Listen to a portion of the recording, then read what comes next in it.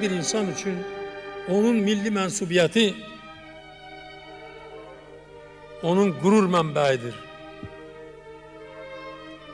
Mən həmişə fəxr etmişəm. Bu gün də fəxr edirəm ki, mən Azərbaycanlıyam. Gözlərində açılır bu milletin səhəri, senin adınla bağlı bu xalqın hər zəfəri. Qədəmin dəyən yerdə səhralarda gül açır, Gülüstana çevrilir yurdun kendi şehri. Güneş dolur elə bir harda çekilir adım, dosta fəxarət gelir gözü kör olur yadın. Azerbaycan deyəndə seni düşünürük biz, azadlığı inanı xalqa sen bağışladın. Sen elə bir zirvəsən, küləklər neyləyəcək, dünənim bugünümsən, səninlədir gələcək. Nə qədər Azərbaycan,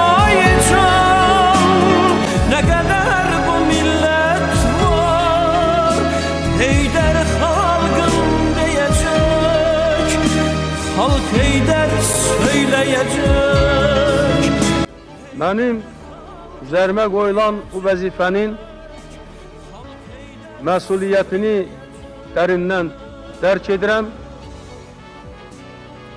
və əmin etmək istəyirəm ki,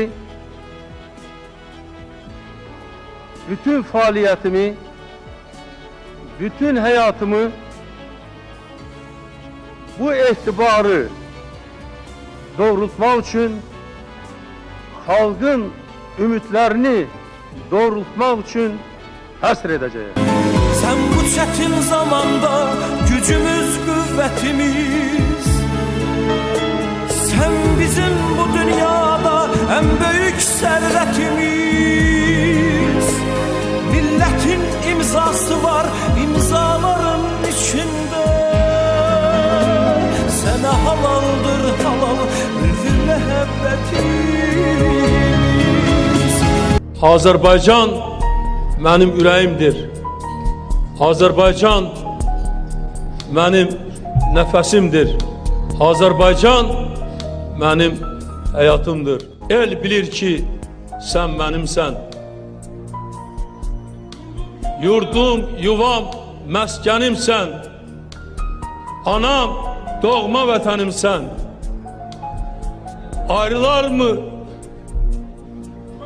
könül candan? Azerbaycan, Azerbaycan.